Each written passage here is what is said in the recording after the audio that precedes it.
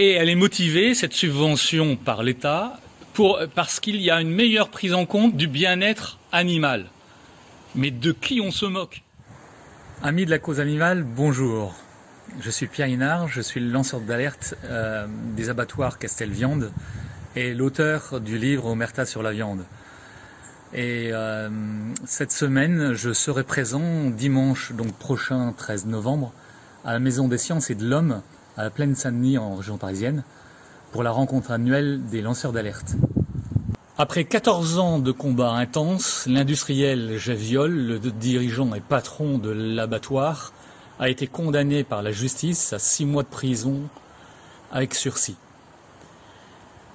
Pourquoi ça a duré aussi longtemps, 14 ans?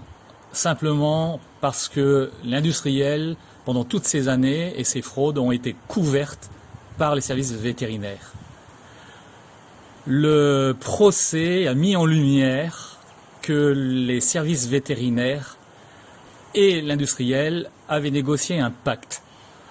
En fait, la direction des services vétérinaires, bien qu'étant un service de l'État, avait pris l'engagement de prévenir l'industriel de tout contrôle inopiné de la force publique jusqu'à 2 jours avant les contrôles inopinés. Alors, parler d'un contrôle inopiné, et c'est bien la raison pour laquelle aucune fraude n'avait été prise en flagrant délit à l'époque. Aujourd'hui, je viens dénoncer la schizophrénie de l'État, qui d'un côté dépense 1 million d'euros pour ses 14 ans de procédure, pour amener donc l'industriel Castelviande devant le tribunal, et de l'autre côté, le même État, par le biais et l'intermédiaire du préfet, octroie une subvention d'1,8 million d'euros à cet industriel qui était mis en examen pour fraude aggravée avec préjudice pour la santé des consommateurs. Comment est-ce possible? Et cette subvention qui est octroyée à l'industriel d'1,8 million d'euros, elle est dans le cadre du plan de relance agricole post-Covid. Déjà, on ne voit pas trop bien le lien, comment accorder 1,8 million à l'industriel, c'est aider les petits paysans. Ça, on voit pas trop. Et elle est motivée, cette subvention, par l'État, parce qu'il y a une meilleure prise en compte du bien-être animal. Mais de qui on se moque? Quand on sait que, en 10 ans, l'industriel n'a fait que régresser le bien-être animal, à savoir, concrètement, il y a 10 ans, 100% des animaux qui étaient abattus étaient préalablement assommés. C'est-à-dire qu'ils étaient rendus inconscients avant qu'ils soient saignés. Aujourd'hui, c'est 80% des animaux qui sont saignés vivants. C'est-à-dire qu'ils passent à côté de l'obligation d'assommage et de les rendre inconscients. C'est juste un vrai scandale.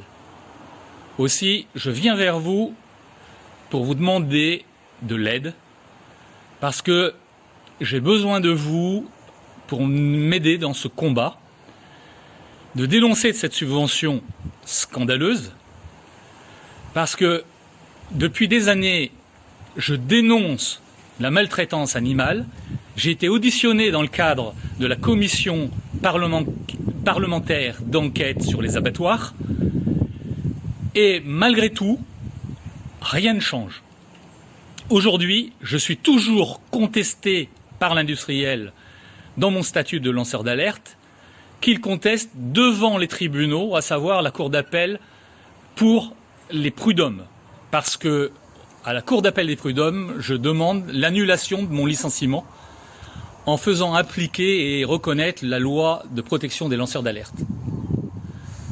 Aujourd'hui, j'ai d'autant plus besoin de vous parce que toutes ces procédures m'ont coûté et m'ont occasionné des frais incommensurables, autour de plus de 25 000 euros.